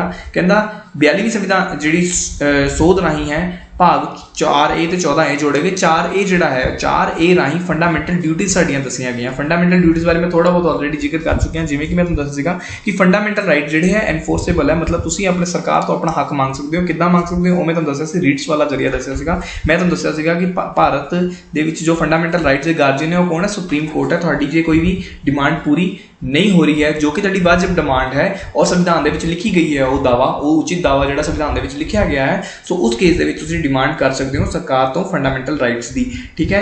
तो गुहार ला सकते हो तुसीं सुप्रीम कोर्ट के कोल जाके। लेकिन इस दे अगेंस्ट जिहड़े फंडामेंटल ड्यूटीज़ ने, यानी कि जिवें एक फंडामेंटल ड्यूटी है कि तुसीं पब्लिक प्रॉपर्टी नूं कोई भी नुकसान नहीं पहुँचाना। एक फंडामेंटल ड्यूटी तुहाडी है कि तुसीं भारत के झंडे का, यानी कि तिरंगे का, भारत के राष्ट्रीय गान का जिहड़ा है वो सम्मान करोगे। तुसीं जिहड़े फ्रीडम फाइटर सी, जिहड़े संविधान निर्माता सीगे, उन्हां दी जो भी सोच सी वो पैरा ठोक के देओगे। उस तो बाद देश नूं जे देश की रखिया के उत्ते, एकता अखंडता के उत्ते कोई भी संकट आ जाता है, यानी कि किसी देश वालों साडे ते वॉर कर दी जाती है, तो तुसीं अपनी सेवावां देण लई, अपनी फौजी सेवावां देण लई है वो हमेशा तैयार रहोगे। ये सारा कुछ फंडामेंटल ड्यूटीज़ दे विच लिखिया गया और ये किहदे विच मैंशन किया गया? ऑलरेडी साडे देश के संविधान दे विच पार्ट 3 मैं तुहानूं दस चुकिया वा। पार्ट 3 ते मैं गल कीती सी फंडामेंटल राइट्स पार्ट 3 दे विच लिखे गए ने। मैं तुहानूं पार्ट 4 बारे भी थोड़ा जिहा दस्सिया होया। पार्ट 4 दे विच DPSP लिखे हुए हैं, ठीक है। इसी तरीके टोटल पार्ट 22 पार्ट ने, टोटल साढ़े संविधान के 22 पार्ट ने। मैं तो कहना इत्थे एडअप भी होना चाहिए सीगा, इत्थे लिखना चाहिए सीगा 395 अनुच्छेद, 22 पार्ट ते 8 अनुसूचियां जो है मूल तौर पर साढ़े संविधान के विच। इस टाइम आई थिंक 25 हो चुके हैं पार्ट, जिन्ना मैनूं आइडिया है, जिहड़ा हाले तक अपडेटेड जो डाटा है, ठीक है। तो 22 पार्ट, यानी कि पार्ट 3 ਦੇ ਵਿੱਚ फंडामेंटल राइट्स है, पार्ट 4 ਦੇ ਵਿੱਚ DPSP है। हुण इन्हां ने एक पार्ट होर ਵਧਾਉਣਾ ਸੀਗਾ, संविधान ਦੇ ਵਿੱਚ अमेंडमेंट करनी ਸੀਗੀ, ਤਾਂ इन्हां ने 4A ਜਿਹੜਾ है 42nd कॉन्स्टिट्यूशनल अमेंडमेंट हुई। कदों हुई? 1976 ਦੇ ਵਿੱਚ ਹੋਈ ਸੀਗੀ 42nd कॉन्स्टिट्यूशनल अमेंडमेंट। ਇਹਦੇ ਰਾਹੀਂ ਬਹੁਤ ਸਾਰੀਆਂ ਚੇਂजेस ਕੀਤੀਆਂ ਗਈਆਂ ਸੰਵਿਧਾਨ ਦੇ ਵਿੱਚ। ਇੱਕ ਚੇਂਜ ਇਹ ਵੀ ਸੀ ਕਿ ਭਾਗ 4A ਸਾਡੇ ਸੰਵਿਧਾਨ ਦੇ ਵਿੱਚ ਜੋੜਿਆ ਗਿਆ। ਭਾਗ 4A ਦੇ ਵਿੱਚ ਕੀ ਹੈ? ਭਾਗ 4A ਦੇ ਵਿੱਚ ਦਿੱਤੀਆਂ ਗਈਆਂ ਨੇ ਫੰਡਾਮੈਂਟਲ ਡਿਊਟੀਜ਼। ਮੈਂ ਫੰਡਾਮੈਂਟਲ ਡਿਊਟੀਜ਼ ਕਿੱਦਾਂ ਦੀਆਂ ਹੁੰਦੀਆਂ ਉਹ ਵੀ ਮੈਂ ਤੁਹਾਨੂੰ ਦੱਸਦੀਆਂ। ਤੇ ਮੈਂ ਇੱਕ ਚੀਜ਼ ਹੋਰ ਦੱਸ ਰਿਹਾ ਸੀ ਕਿ ਫੰਡਾਮੈਂਟਲ ਡਿਊਟੀਜ਼ ਜਿਹੜੀਆਂ ਉਹ ਨੋਨ ਐਨਫੋਰਸੇਬਲ ਨੇ। ਨੋਨ ਐਨਫੋਰਸੇਬਲ ਦਾ ਮਤਲਬ ਇਹ ਹੈ ਕਿ ਜਿਵੇਂ ਸਪੋਜ਼ ਕਰ ਲਓ ਕਿ ਕਿਸੇ ਵੱਲੋਂ, ਜਿਵੇਂ ਕਿ ਮੈਂ ਕਹਿ ਰਿਹਾ ਸੀ ਨਾ ਕਿ ਭਾਰਤ ਦੇ ਜਿਹੜੇ ਫਰੀडम फाइटर्स ने ਉਹਨਾਂ ਦਾ ਤੁਸੀਂ ਉਹਨਾਂ ਦੀ ਸੋਚ ਦਾ सम्मान करना, ਉਹਨਾਂ ਦੀ ਸੋਚ ਤੇ ਪਹਿਰਾ ਜਿਹੜਾ ਉਹ ਠੋਕ ਕੇ ਦੇਣਾ ਵਾ, ਠੀਕ ਹੈ। ਤੇ ਤੁਹਾਡਾ ਕੋਈ ਸਾਥੀ ਸੰਗੀ ਜਿਹੜਾ ਹੈ ਉਹ ਉਹਨਾਂ ਦੀ ਇੱਜ਼ਤ ਨਹੀਂ ਕਰ ਰਿਹਾ, ਉਹਨਾਂ ਨੂੰ ਬਦਨਾਮ ਕਰਨ ਦੀ, ਉਹਨਾਂ ਦਾ ਕਰੈਕਟਰ ਅਸੈਸੀਨੇਸ਼ਨ ਕਰਨ ਦੀ ਕੋਸ਼ਿਸ਼ ਕਰ ਰਿਹਾ ਹੈ, ਸੋ ਉਸ ਕੇਸ ਦੇ ਵਿੱਚ ਤੁਸੀਂ ਕੋਰਟ ਦੇ ਵਿੱਚ ਨਹੀਂ ਜਾ ਸਕਦੇ ਕਿ ਇਹ ਆਪਣੀ ਫੰਡਾਮੈਂਟਲ ਡਿਊਟੀ ਜਿਹੜੀ ਹੈ ਉਹ ਪੂਰੀ ਨਹੀਂ ਕਰ ਰਿਹਾ। ਫੰਡਾਮੈਂਟਲ ਡਿਊਟੀ ਪੂਰੀ ਕਰਵਾਓ, ਠੀਕ ਹੈ, ਕਿਉਂਕਿ ਫੰਡਾਮੈਂਟਲ ਰਾਈਟਸ ਤਾਂ ਭੱਜ ਕੇ ਫਟਾਫਟ ਕੋਰਟ ਦੇ ਵਿੱਚ ਆ ਜਾਂਦੇ ਆ। ਤੇ ਇਹਨਾਂ ਦੀ ਫੰਡਾਮੈਂਟਲ ਡਿਊਟੀ ਕਿਉਂਕਿ ਜਿਹੜੇ ਅਧਿਕਾਰ ਨੇ ਉਹ ਕਰਤੱਵਾਂ ਨਾਲ ਜੁੜੇ ਹੁੰਦੇ ਨੇ। ਕਿਉਂਕਿ ਜੇ ਤੁਸੀਂ ਆਪਣੇ ਘਰ ਦੇ ਵਿੱਚ ਆਪਣੇ ਮਾਤਾ ਪਿਤਾ ਨਾਲ ਰਹਿੰਦੇ ਹੋ ਤੇ ਫੀਸ ਪਰ ਉਹਨਾਂ ਕੋਲੋਂ ਫੀਸ ਲੈ ਕੇ ਸਕੂਲ ਦੇ ਵਿੱਚ ਜਮ੍ਹਾਂ ਕਰਾਉਣ ਦਾ ਤੇ ਸਿੱਖਿਆ ਦਾ ਅਧਿਕਾਰ ਤੁਹਾਨੂੰ ਜਿਹੜਾ ਹੈ ਦਿੱਤਾ ਜਾ ਰਿਹਾ ਹੈ, ਠੀਕ ਹੈ। ਤਾਂ ਘਰ ਦੇ ਕੰਮਾਂ ਦੇ ਵਿੱਚ ਆਪਣੇ ਮਾਤਾ ਜੀ ਦਾ ਹੱਥ ਵੰਡਾਉਣਾ ਜਿਹੜਾ ਹੈ ਉਹ ਤੁਹਾਡੀ ਫੰਡਾਮੈਂਟਲ ਡਿਊਟੀ ਹੈ। ਉਸੇ ਤਰੀਕੇ ਜਿਸ ਦੇਸ਼ ਵਿੱਚ ਤੁਸੀਂ ਰਹਿ ਰਹੇ ਹੋ, ਜਿੱਥੇ ਤੁਸੀਂ ਫੰਡਾਮੈਂਟਲ ਰਾਈਟਸ ਕਲੇਮ ਕਰ ਰਹੇ ਹੋ ਜਿੱਥੇ ਦੀ ਸਰਕਾਰ ਤੋਂ, ਠੀਕ ਹੈ, ਤਾਂ ਉਸ ਸਰਕਾਰ ਉਸ ਦੇਸ਼ ਦੇ ਪ੍ਰਤੀ ਜੋ ਹੈ ਉਹ ਤੁਹਾਡੀ ਕੁਝ ਫੰਡਾਮੈਂਟਲ ਡਿਊਟੀਜ਼ ਵੀ ਬਣਦੀਆਂ ਜਿਨ੍ਹਾਂ ਦਾ ਮੈਂ ਜ਼ਿਕਰ ਕੀਤਾ ਔਰ ਉਹ ਇਹ ਲਿਖੀਆਂ ਗਈਆਂ ਪਾਰਟ 4A ਦੇ ਵਿੱਚ, ਜੋ ਕਿ ਜੋੜਿਆ ਗਿਆ ਸੀ 42nd ਕਨਸਟੀਟਿਊਸ਼ਨ ਅਮੈਂਡਮੈਂਟ ਰਾਹੀਂ 1976 ਦੇ ਵਿੱਚ। ਓਕੇ, ਹੁਣ ਮੈਂ ਇਹ ਗੱਲ ਕਰਨਾ ਚਾਹ ਰਿਹਾ ਵੈ, ਕਹਿੰਦਾ ਕਿ 8 ਅਨੁਸੂਚੀਆਂ ਸੀਗੀਆਂ, ਹੁਣ ਕਿੰਨੀਆਂ ਹੋ ਗਈਆਂ? 12 ਹੋ ਗਈਆਂ। ਇਹ 8 ਤੋਂ 12 ਹੋਈਆਂ ਤੇ ਜਿਹੜੀਆਂ 4 ਜੋੜੀਆਂ ਗਈਆਂ ਉਹਨਾਂ ਬਾਰੇ ਥੋੜਾ ਇਹਨੇ ਸਾਡੇ ਨਾਲ ਗੱਲ ਕਰਨੀ ਹੈ, ਕਰ ਲੈਣੇ, ਕੋਈ ਗੱਲ ਨਹੀਂ। ਉਸ ਤੋਂ ਬਾਅਦ ਮੈਂ ਤੁਹਾਨੂੰ ਇੱਕ ਚੀਜ਼ ਜ਼ਰੂਰ ਦੱਸੂਗਾ ਜੋ ਤੁਹਾਡੀ ਬੁੱਕ ਦੇ ਵਿੱਚ ਨਹੀਂ ਲਿਖਿਆ, ਮੈਂ ਵਰਬਲੀ ਦੱਸ ਦੂੰਗਾ ਕਿ ਸਾਡਾ ਸੰਵਿਧਾਨ ਜਿਹੜਾ ਉਹ ਇੰਨਾ ਵਿਸਤ੍ਰਿਤ ਲੰਬਾ ਕਿਵੇਂ ਹੋ ਗਿਆ, ਕਿਉਂ ਹੋਇਆ, ਉਹਦੇ ਕਾਰਨ ਮੈਂ ਤੁਹਾਨੂੰ ਜ਼ਰੂਰ ਬਸ ਜਸਟ ਫॉर द नॉलेज ਸੇਕ ਜ਼ਰੂਰ 2-3 ਮਿੰਟ ਲਾ ਕੇ ਦੱਸ ਦਊਂਗਾ। ਤਾਂ 9ਵੀਂ ਅਨੁਸੂਚੀ ਕੀ ਕਰਦੀ ਹੈ? 9ਵੀਂ ਅਨੁਸੂਚੀ ਜੋ ਹੈ ਉਹ 1951 ਦੇ ਵਿੱਚ ਜੋੜੀ ਗਈ। 9ਵੀਂ ਅਨੁਸੂਚੀ 9 ਸ਼ੈਡਿਊਲ ਇਹ ਕਹਿੰਦੀ ਹੈ ਕਿ ਜੇ ਸਪੋਜ਼ ਕਰ ਲਓ ਸਾਡੇ ਸੰਵਿਧਾਨ ਦੇ ਵਿੱਚ ਤੁਹਾਨੂੰ ਪਤਾ ਹੋਏਗਾ ਜੁਡੀਸ਼ੀਅਲ ਰਿਵਿਊ ਹੁੰਦਾ ਹੈ। ਜੁਡੀਸ਼ੀਅਲ ਰਿਵਿਊ ਮੈਂ ਤੁਹਾਨੂੰ ਆਲਰੇਡੀ ਚੈਪਟਰ 14 ਦੇ ਵਿੱਚ ਪੜ੍ਹਾ ਕੇ ਆਇਆ ਹਾਂ ਜਦੋਂ ਮੈਂ ਲਾਸਟ ਵੀਡੀਓਜ਼ ਦੀ ਗੱਲ ਕੀਤੀ ਸੀ। ਜੁਡੀਸ਼ੀਅਲ ਰਿਵਿਊ 'ਚ ਮੈਂ ਤੁਹਾਨੂੰ ਇਹ ਕਿਹਾ ਸੀਗਾ ਕਿ ਦੇਸ਼ ਦੀ ਸੰਸਦ ਵੱਲੋਂ ਸਪੋਜ਼ ਕਰ ਲਓ ਕੋਈ ਵੀ ਐਸਾ ਕਾਨੂੰਨ ਬਣਾਇਆ ਜਾਂਦਾ ਜਿਹਦੇ ਵੱਲੋਂ ਫੰਡਾਮੈਂਟਲ ਰਾਈਟਸ ਨੂੰ ਐਬਰਿਜ ਕਰਨ ਦੀ ਕੋਸ਼ਿਸ਼ ਕੀਤੀ ਜਾਂਦੀ ਹੈ, ਫੰਡਾਮੈਂਟਲ ਰਾਈਟਸ ਦੀ ਉਲੰਘਣਾ ਕਰਨ ਦੀ ਕੋਸ਼ਿਸ਼ ਕੀਤੀ ਜਾਂਦੀ ਹੈ, ਤਾਂ ਉਸ ਕੇਸ ਦੇ ਵਿੱਚ ਜੋ ਹੈ ਤੁਹਾਡਾ ਸੁਪਰੀਮ ਕੋਰਟ ਜਾਂ ਹਾਈ ਕੋਰਟ ਵੱਲੋਂ ਜੋ ਹੈ ਉਸ ਕਾਨੂੰਨ ਨੂੰ ਜੋ ਹੈ ਨਿਲ ਕੀਤਾ ਜਾ ਸਕਦਾ ਹੈ, ਨਲ ਐਂਡ ਵੋਇਡ ਕੀਤਾ ਜਾ ਸਕਦਾ, ਰੱਦ ਕੀਤਾ ਜਾ ਸਕਦਾ ਹੈ। ਇਹ ਕਿਹਾ ਜਾਏਗਾ ਕਿ ਇਹਦੇ ਨਾਲ ਫੰਡਾਮੈਂਟਲ ਰਾਈਟਸ ਦਾ ਉਲੰਘਣ ਹੋ ਰਿਹਾ, ਇਸ ਕਰਕੇ ਅਸੀਂ ਇਸ ਕਾਨੂੰਨ ਨੂੰ ਨਹੀਂ ਮੰਨਦੇ, ਇਹ ਦੇਸ਼ ਦੇ ਵਿੱਚ ਲਾਗੂ ਨਹੀਂ ਹੋਏਗਾ, ਠੀਕ ਹੈ। ਸੋ ਸੰਸਦ ਜਿਹੜੀ ਸੀ ਉਹ ਸ਼ੁਰੂਆਤ ਦੇ ਵਿੱਚ ਜਦੋਂ ਉਹਨਾਂ ਨੇ ਕੁਝ ਕਨਸਟੀਟਿਊਸ਼ਨਲ ਅਮੈਂਡਮੈਂਟਸ ਕੀਤੀਆਂ, ਜਦੋਂ ਰਾਈਟ ਟੂ ਪ੍ਰੋਪਰਟੀ ਹਟਾਉਣ ਦੀ ਕੋਸ਼ਿਸ਼ ਕੀਤੀ, ਜਵਾਹਰ ਲਾਲ ਨਹਿਰੂ ਵੱਲੋਂ ਸਮਾਜਵਾਦੀ ਢਾਂਚਾ ਜੋ ਹੈ ਸਾਡੇ ਦੇਸ਼ 'ਤੇ ਲਾਗੂ ਕਰਨ ਦੀ ਕੋਸ਼ਿਸ਼ ਕੀਤੀ ਗਈ, ਠੀਕ ਹੈ। ਸੋ ਇਹ ਮੈਂ ਗੱਲਾਂ ਕਲੀਅਰ ਕਰਨੀਆਂ, नो डाउट समाजवादी शब्द भी आएगा जो मैं बोल रहा ना, बस सुनते रहो, फ्लुएंटली सुनते रहो, मैं एक शब्द के उत्ते आऊँगा, एक शब्द क्लियर करूँगा, डेफिनेटली करूँगा, ठीक है।